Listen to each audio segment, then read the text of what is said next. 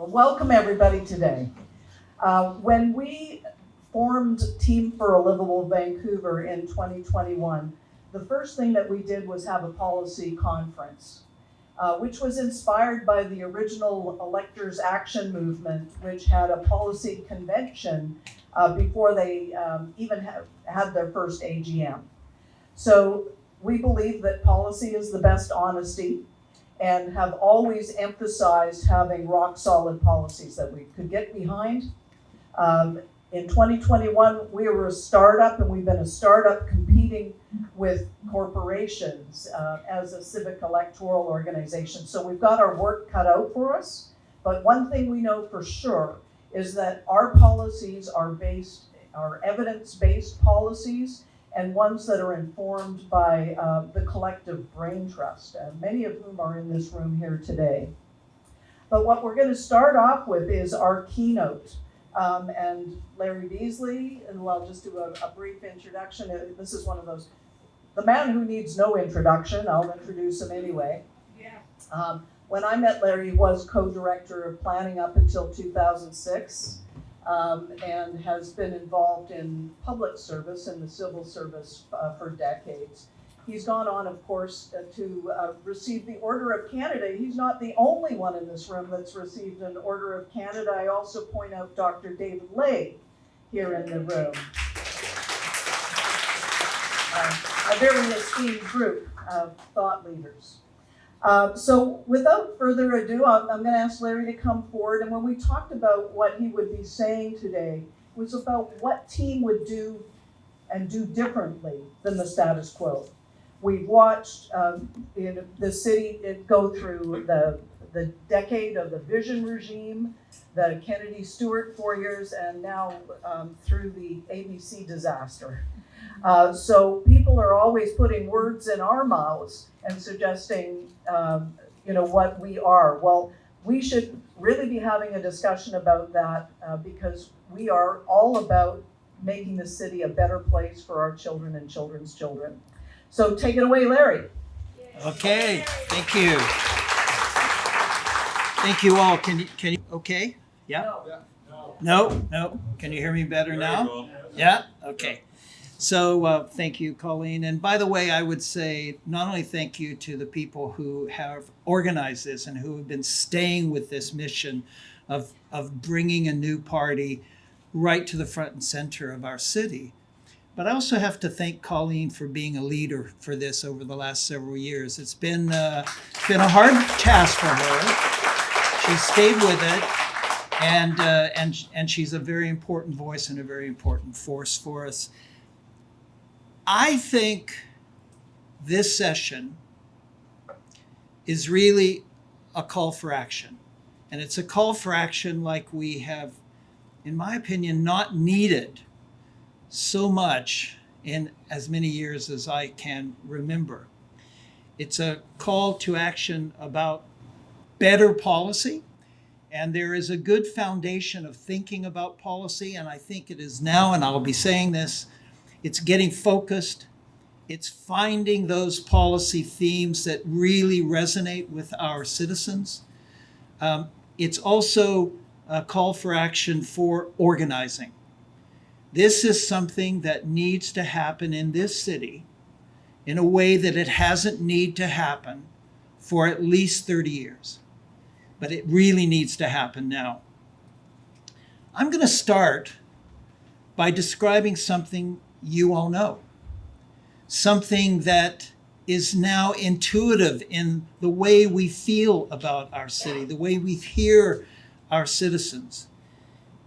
And that is, our people are pissed off. Our people are mad. Our people are upset. Our people are feeling more than I've ever heard in my entire time in city government. They're feeling victimized by the very processes that they used to depend on. They're very angry. On the one hand, it seems like the city is just spinning out of control. It seems like that more than I have ever felt it. And it seems like with that, some other things are happening that are even more or as worrying as that. But this idea of things coming out of control because of imprudent and frankly bad public policy at the local level and elsewhere at the provincial level sometimes recently, people think that anything can happen any place under any circumstances without any notion of quality how it will affect the future, and more importantly, how it will affect every citizen that is nearby to where that thing is happening. And they're getting very afraid of that. Imagine that you've had your home for 30 years. You've been paying that mortgage. That's not big houses. These are little houses. These are people, regular people, who all of a sudden are feeling, my goodness, I could lose it all. But not only that, my neighborhood could get so bad that I can't live here anymore. So people are feeling that things are getting out of control. And the kind of vision that represents, when it is enshrined in policy, formally enshrined in policy, is the exact kind of city that we do not want, and that we have not wanted for many, many years. And that many people in this room and many people in this city have spent entire careers working against to create a different kind of city. Our younger citizens are really in a tough situation because they have increasingly unsuitable housing. Housing is going out of sight for them in terms of the price, and the old mechanisms, the old just market mechanisms that we used to talk about and some of us could depend on are not working anymore. I remember a day when low-income housing wasn't being delivered in our communities, and we had to do all these special things going beyond the market economy to be able to deliver some low-income housing. That is now up to middle-income housing. And yet we're not doing anything different than just trying to spur the market a little bit, drive the market a little bit, hope it happens, just hope it happens. Third thing is, for me, I don't know how you feel, I used to feel safe on every single street in this city. I didn't have to worry where I was at, what I was doing. I was safe. And our kids were safe. And our women were safe. Everyone was safe. Increasingly, our citizens are saying this is unsafe. This is not a safe place.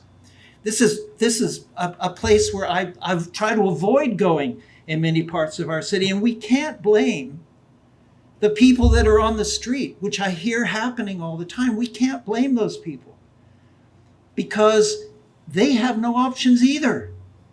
We have to blame the people who are not putting together the policies, who are not investing the money, who are not assisting these people with services that would give them a place to live, that would give them services, that would give them the supports that they need, so that the only thing they're left with is not living on the street and creating unsafe conditions and doing things that I'm sure many of them don't even like to do for survival. But maybe the worst worry that I have, because I always depended on this last thing I'm going to tell you about, was it seems like government is really trying to shut out the electorate people, the voters, on every issue, on any involvement in public life, public process, public discussion. And so that frustration people are feeling, that frustration about the city coming apart, then they're even more frustrated because they can't do anything about it. And no one is talking to them. No one is listening to them.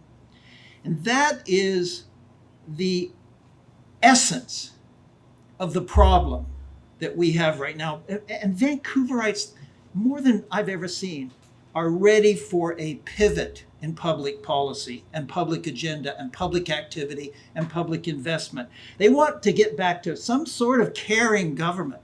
They want to get back to a government that listens to them. They want to get back to a government that thinks and talks about quality, that sponsors quality, not just quantity.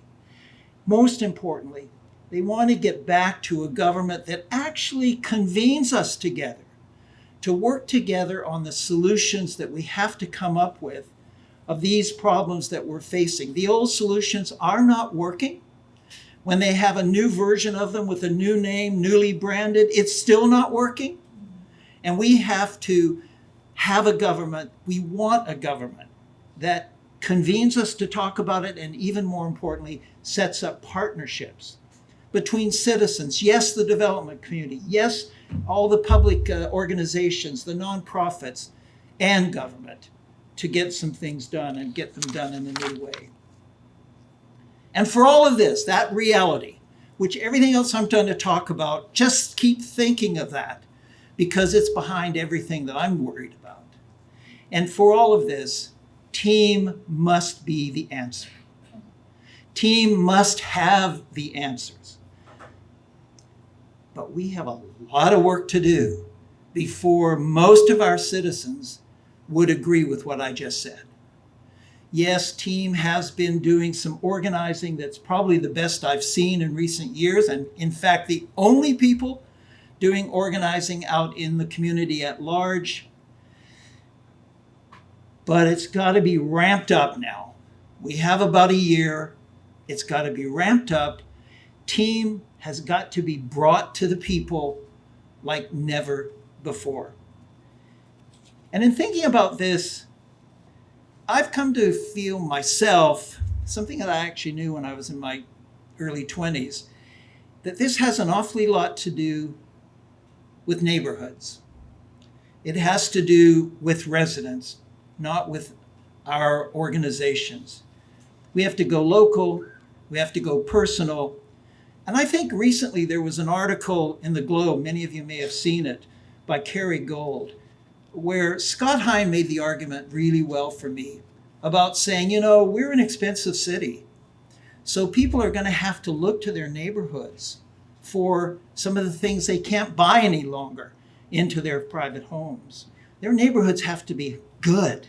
They have to be cool. They have to be fulfilling. They have to serve them in the way that is important.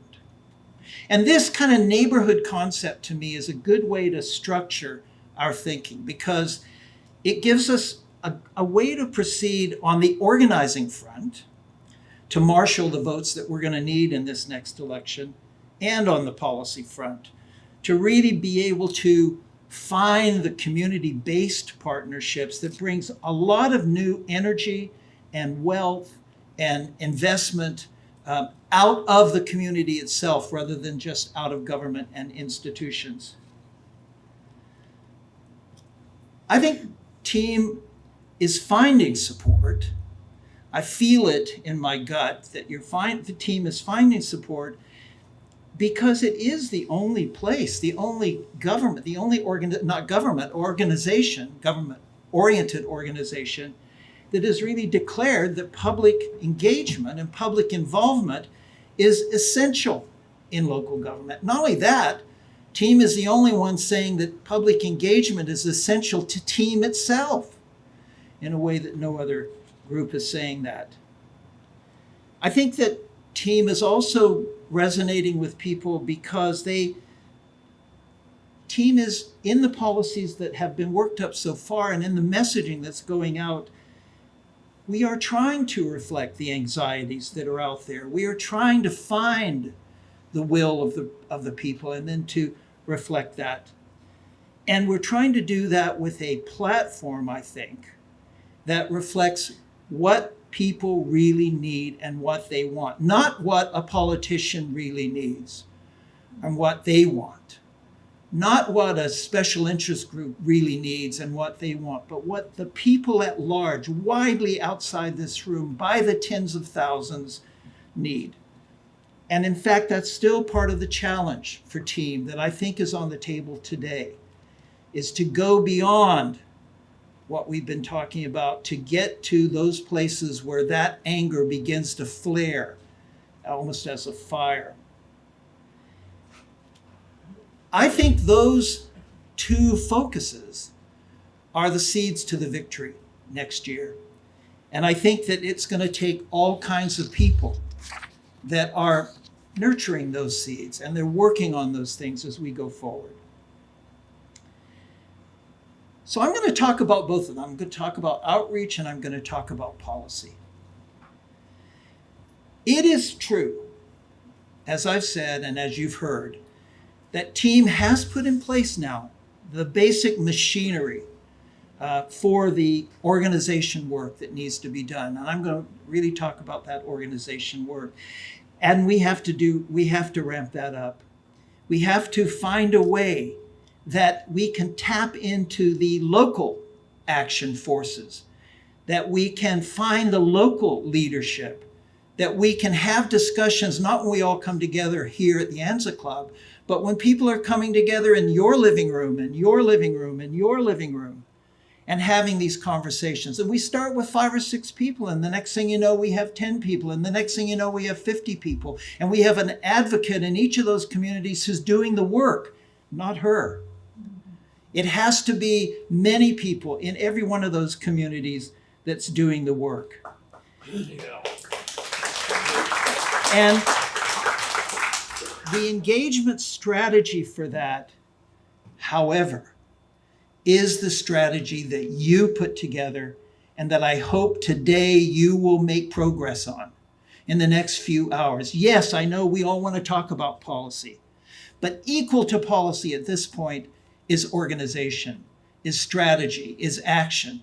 And so I hope that you will put your mind to that. I've put my mind to it somewhat. And here's some of the things that I hope that you'll think about. First, we got to bring the definition of issues right down to the neighborhood level, not just the big issues of the day, and I'm going to list some of them and you know them all, but what in the neighborhoods are driving people nuts? Can you say that? Do you know that? Well, the reason we can't really reflect those yet is we don't know that, because we haven't heard it as much as we need to hear it. And we don't hear it once, we got to hear it many times. We've got to pull the new candidates out of that.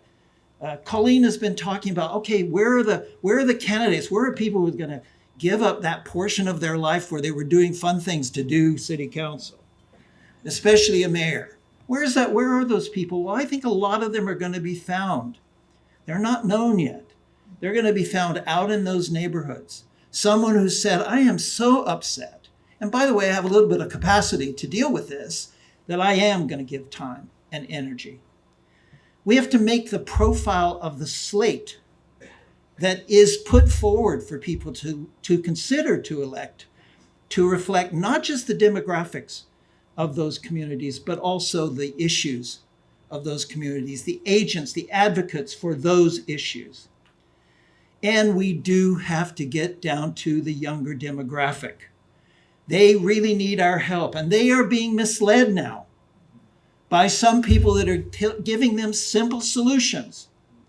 And they're falling for them, not because they're not the smartest people on the planet, because frankly, they're the best educated people on the planet, but because the experience hasn't come to them yet. They haven't faced the hard decisions yet, but they can. So bringing the young people in is very, very important. And finally, we have to touch every single citizen. I'm going back to my roots as a neighborhood planner. When I would go into a neighborhood, my mission was to talk to every single person. The boring people, the mean people, the people who only had negative things to say. I embraced them, because once we started to talk, we discovered that we had a conversation to have. And out of that conversation came new ways of doing things. So we have to think today about a very simple thing. How can we make team a household word? How can we make it so when people are over dinner, are complaining about this and that, and they'll say, yeah, and that's why we got to get behind team, because, you know, they understand this. They're doing something about it. And this is all about footwork. It's about footwork at a level that I don't think we've been talking about. With all the work that we've done, it's a level of footwork that is just about people. We have to tap the energy of people.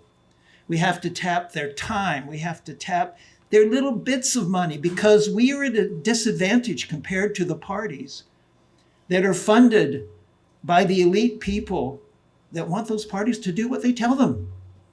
So we have to have a different way And it is reaching every citizen. So I hope that idea sits front and center, this idea of organization. But as Colleen has known and worked in so well over the last couple of years, it's also about policy. It's about policy that makes sense.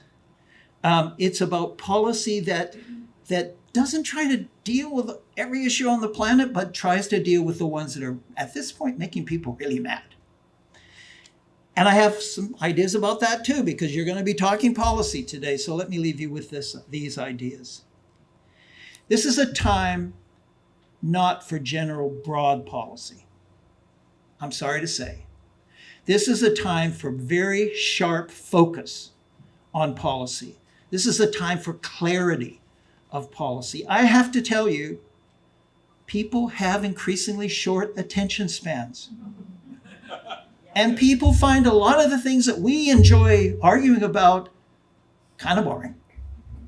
And they find it not really where they're at. And so let's make it simple. Let's make it short. Let's stay with the real themes that are hurting people. Let's not confuse them. Let's not muddy the waters. That's my first thought. My second thought, and I never thought I would say this in a public place, we have to put aside those innovative boutique initiatives that we as urbanists love to talk about. You know, all those things that are happening somewhere else in the world that we'd love to bring to Vancouver. Right now, our citizens are not worried about that. They think by the time that stuff gets there, Vancouver's going to be broken and not fixable. And so I think we have to get down to the basic business of local government and the basic advocacy that local government has to do with the senior governments in order to make things happen and in order to avoid some pretty bad things that are on the horizon at those senior government levels. Thirdly, this is not a time to squabble about the this and that of parties and, oh, they've been spending too much, or there's this and that and the other. No. The general public, I think, kind of thinks that we do that when we haven't got anything else better to say. We try to find why some party's a bad party, why they're bad people. I don't think we need to worry about that. I think people's action will speak for themselves. We don't need to put airtime into that, but instead on those policies that I was talking about. And finally, we need some new solutions. We need some new ideas. I'm going to come back to this in a few minutes. We need not just to take the old ideas and repackage them. We need some new things. And we need to tap some groups that are talking about this stuff. I'm involved with one group, and some of you are here in that group, who are housing, we like to say we're experts, but we're thinking about it. And we're writing everyone that we can possibly with these ideas. But we're reaching like a tiny group of people. And you, as a party, need to tap them. I'm involved with another group. We're trying to deal with the downtown east side problems on the street. Again, tiny group, talking to a tiny group of people that we hope will listen. You have to find them and then you have to be the agent for those new ideas. And when you have those solutions in your hand, when people can say, yeah, I never really thought about that, then it'll be good. And then the final thing, again, kind of hard for me to say at my elderly age, we can't look back. Let's not spend any more time saying how good it was 25 years ago. Because if you're 21, you don't give a shit. And they don't need to. They're dealing with the issues of the day. And so we have to be with them looking forward. I think there are at least 6 issues that need to be on the table. I don't think this is the total list, but I'm telling you from what I'm hearing, these are the 6 issues that I would like to just talk about a second. The first of those is we have to tame that trend of just random brutal growth at all costs. Doesn't matter what, as long as you're building a house, well, then prices are going to come down. Or the lie that is being presented to young people, that if there's just a lot more stock, prices are going to come down. We haven't seen it. In fact, we've done research to show that prices are going up. And even when there's a lot of new housing, prices are going up. Part of this is we're a nice city. People are coming here. The other part of it is that we don't get out of that just market drama, what we used to get out of it. We can talk about why, but to me, just to find the way to tame this growth is so, so important. We cannot become the concrete jungle of other cities. I work all over the world, and I can tell you there are hideous places that people are living because someone just decided, let it go. There's the good, but there's an awful lot of the bad, and there's a lot of victims. Most, in my opinion, of the recent plans that I have seen coming out of City Hall and the recent zoning that I have seen coming out of City Hall has to be paused. It has to be rethought. It has to be reframed. And the best way to do that is to put it before the people of our city. Not do it sort of in a shadowland, but to put it before. They'll tell us what's workable. They'll tell us what they can swallow. They'll tell us what they can buy. And by the way, I've found through the years, they'll also put up with a little bit more if they've had some input. And so we have to make sure that that happens. I have always been an advocate for intensification. I've been an advocate for density. I've been an advocate for diversity. But never would I support that without quality and without amenities and without supports and without the kind of space that people need to live a good life. And the image that I'm seeing of our city right now has none of that. A recent plan adopted with no parks. The Parks Board even voted against it. Of course, now they're being challenged to disband. You vote against this, you're out. So that's the first thing that I think we have to deal with. The second real issue for me is that we have to get to real housing affordability and suitability of this housing. It's housing that people can accept. Rental is, to me, still a very good answer. And I'm happy to see governments coming forward with rental. But how many of these policies secure affordable rental instead of just rental? I do remember the days when we said, well, rental is always going to be cheaper than household ownership. Well, have you seen rents recently? They're about the same as a mortgage. So it's no longer that case. It's good to have rental, and the more the better. But we need other housing. I was recently with a group of young people, and I was singing the praises of rental, and they said, you know, it's easy for you to say that. Do you own your home? I said, yeah, I almost own my home. Well, we don't. And we'd like that opportunity just like you had. And we want our children to have that opportunity just like we would like it.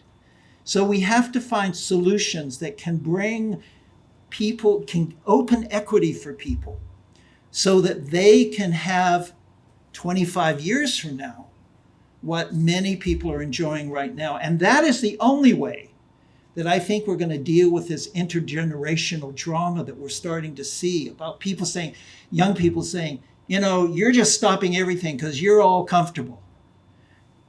They don't mean that.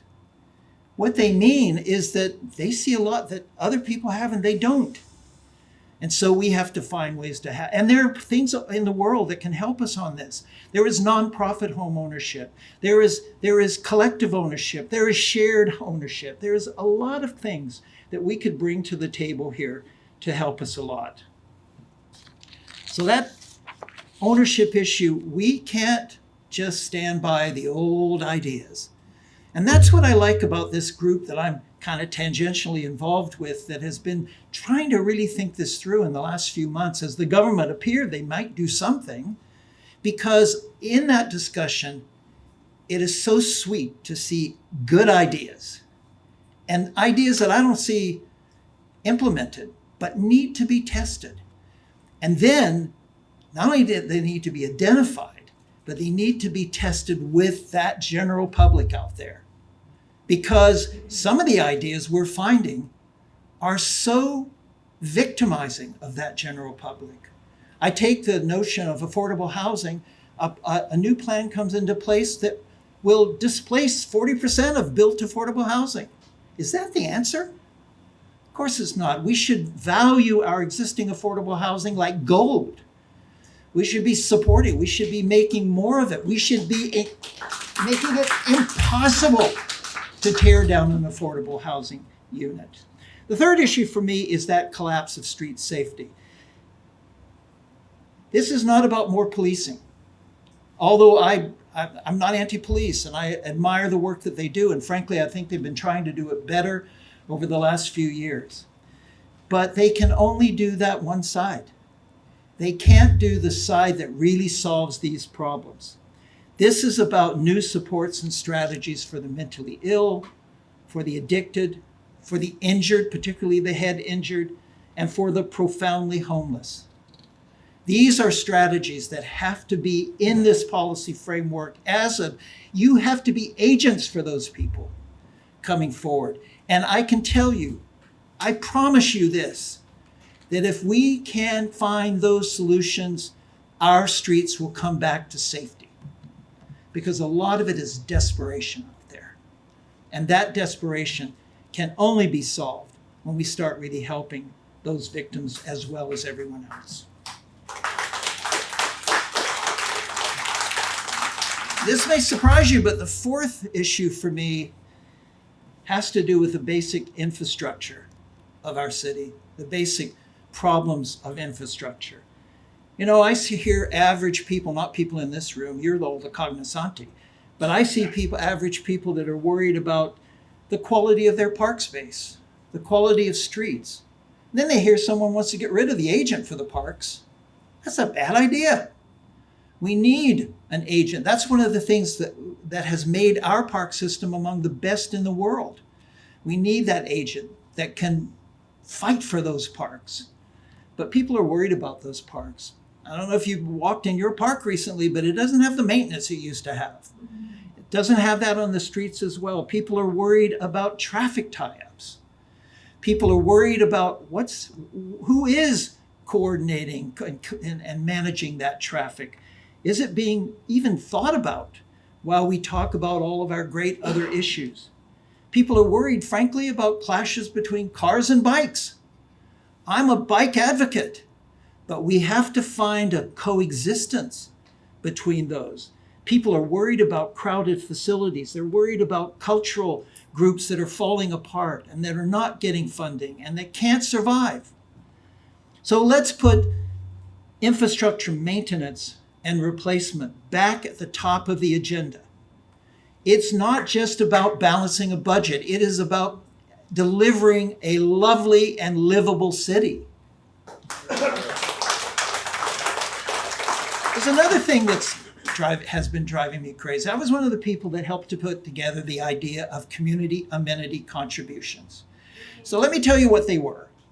They were not meant to be a tax on development. They were meant to provide some money to go with the public money to deliver the services that were needed by all the new people that were coming in, so that the people who live there didn't have to pay for all the new people's services. Kind of made sense. And it worked for years. And then someone decided it's a good source of general revenue. It's a good thing to put that in so we can balance our budgets. And so what did they do? They started doing that. And so for the average public, that's now been presented as a development tax going into general revenue. You get nothing more as your neighborhood is densified or intensified. And that really has to change. And so we have to put amenity and facility enhancement and replacement back at the top of the agenda. And we have to put those tools back in place so that we can collaborate with the development community to deliver those things as development occurs. And things, we need that development. We need clustered, we don't need the widespread development proposals that are now making all the land prices outrageous. We need clustered focused development, and we need clustered focused investment in amenities. The fifth is we have to achieve a better fit of Indigenous development within the city context. We have to have a fresh, collaborative approach working with our Indigenous communities who have powers now that they did not enjoy in the past. We have to celebrate those powers, but we also have to collaborate with them because we are creating this city together. We can't say, one government, I just don't have anything to do with that because it's on their land. No, we have to work with them. Okay, here's the issues that we've been working on 25 or 30 years. Let's find a way to deal with those issues for you as well. And unless we do that, and unless we find those accords, I'm very worried people are going to turn against those Indigenous people and what they're trying to do, how they're trying to improve their communities. Well, we can't let that happen.